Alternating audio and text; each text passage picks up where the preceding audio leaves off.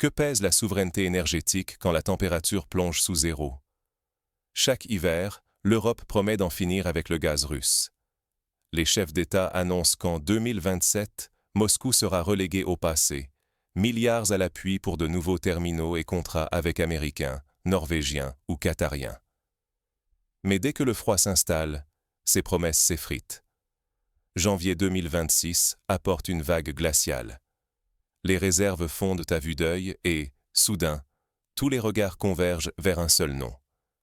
Yamal SPG, le géant gazier russe de l'Arctique. Chaque cargaison file vers l'Europe. Aucune ne prend la route de l'Asie ou de l'Afrique. Même les partenaires asiatiques de Yamal, pourtant actionnaires, préfèrent vendre leur part à l'Europe. Pourquoi? Car ici, les prix s'envolent. Face à la pénurie et à la demande explosive, l'Europe propose une fortune pour chaque navire. Les traders asiatiques, pragmatiques, lâchent leurs clients et misent tout sur ce pactole. L'enjeu dépasse les chiffres. Si l'Europe perd cette bataille, c'est coupures d'électricité, factures intenables et humiliation politique. Le citoyen, lui, risque de voir son confort et son pouvoir d'achat s'évaporer à mesure que le thermomètre chute. Malgré tous les plans et milliards investis, tout vacille quand la vraie vague de froid arrive. Pourquoi cette fragilité? Pourquoi la souveraineté énergétique paraît-elle si illusoire dès le premier grand hiver?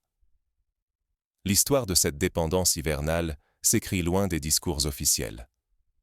Elle commence dans les glaces de l'Arctique, là où le gaz devient une arme silencieuse. Des annonces grandioses, des promesses de rupture. Mais derrière, une Europe frigorifiée.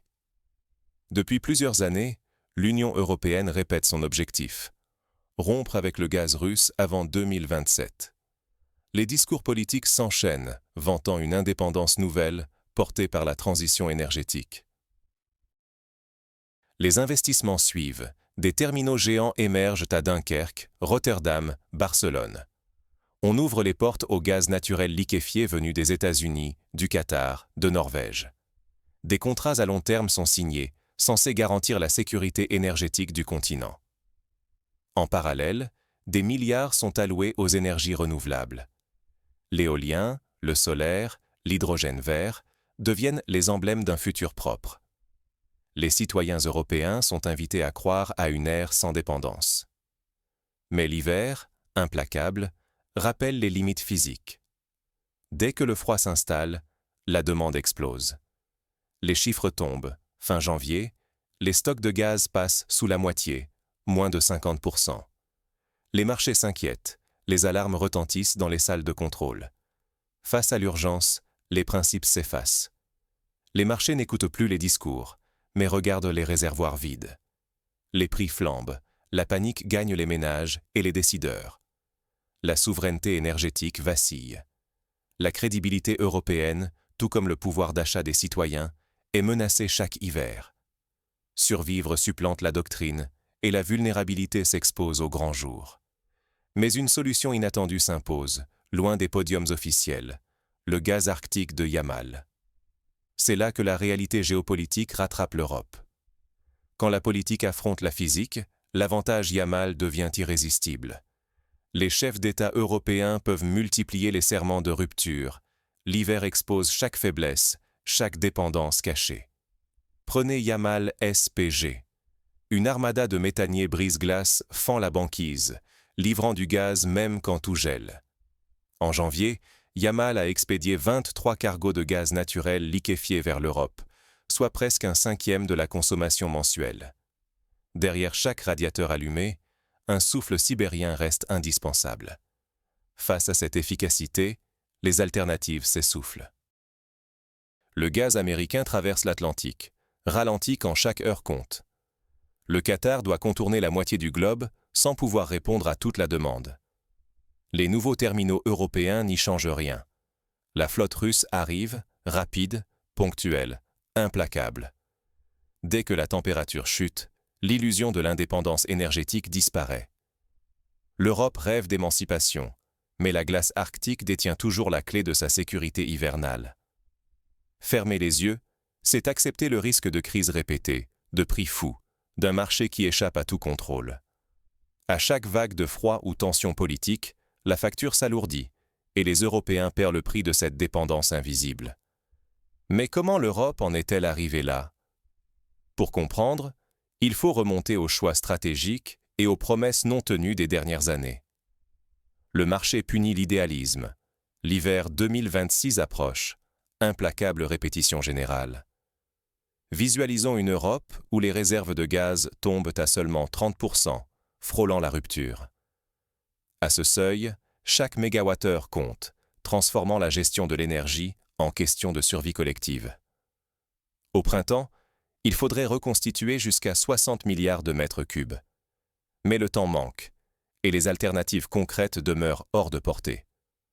Pour l'industrie comme pour les ménages, la tâche paraît désespérée. La Russie, elle, capitalise avec Yamal. Ses brise-glaces, sa logistique, sa rapidité d'exécution font du Kremlin un fournisseur incontournable, peu importe les sanctions. Chaque chute du thermomètre gonfle ses revenus et renforce sa mainmise sur le marché. Plus inattendu, l'Asie, grande consommatrice, choisit d'orienter ses cargos vers l'Europe, attirée par de meilleurs profits, quitte à délaisser ses propres besoins. La logique du marché prime révélant une brutalité sans phare.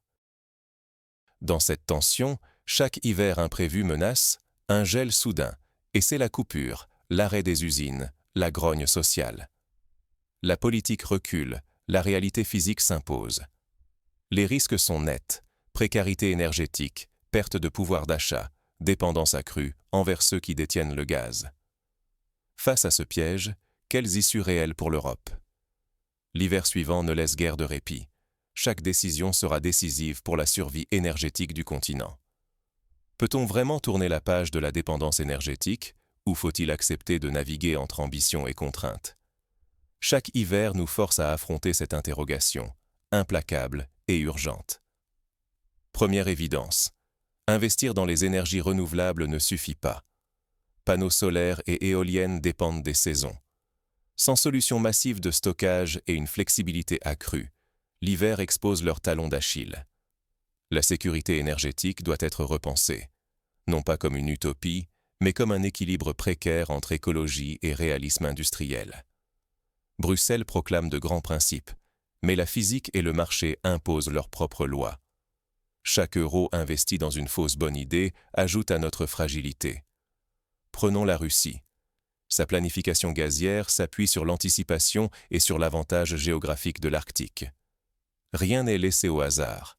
La logistique y est la plus rapide vers l'Europe, offrant à Moscou un levier d'influence puissant, surtout quand la demande explose. D'où une leçon négligée. La planification de crise doit redevenir centrale. Anticiper l'exceptionnel, intégrer la volatilité mondiale. Voilà ce qui sépare la maîtrise de la résignation. Stocks, logistique, diversification réelle des fournisseurs, tout doit être repensé avec lucidité. Car l'inaction condamne à voir les prix grimper, le pouvoir d'achat fondre et l'indépendance européenne s'éloigner, hiver après hiver. Chaque retard creuse la facture, tant économique que stratégique. À la veille d'un nouveau froid, quelle stratégie oserons-nous enfin adopter? Le prochain acte dévoile les pistes concrètes et les obstacles inattendus pour bâtir une vraie autonomie énergétique. Mais la réalité du terrain se laisse-t-elle vraiment apprivoiser? L'Europe paie aujourd'hui le prix d'avoir trop longtemps fermé les yeux sur sa dépendance énergétique.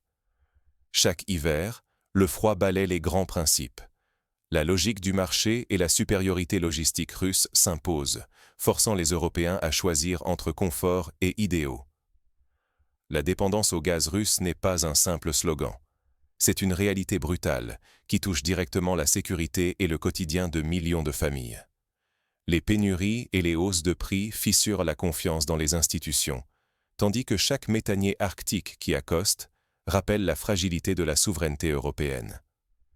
À chaque vague de froid, la stabilité politique et le pouvoir d'achat se retrouvent menacés. Les promesses d'indépendance énergétique volent en éclats, exposant l'Europe à un dilemme. Maintenir le statu quo et risquer la prochaine crise, ou oser repenser en profondeur ses choix énergétiques. La véritable rupture ne viendra que d'une action lucide et collective. L'indépendance ne se proclame pas, Elle se construit, lentement, avec honnêteté. Le défi est colossal, mais c'est aussi l'occasion de refonder le modèle énergétique européen.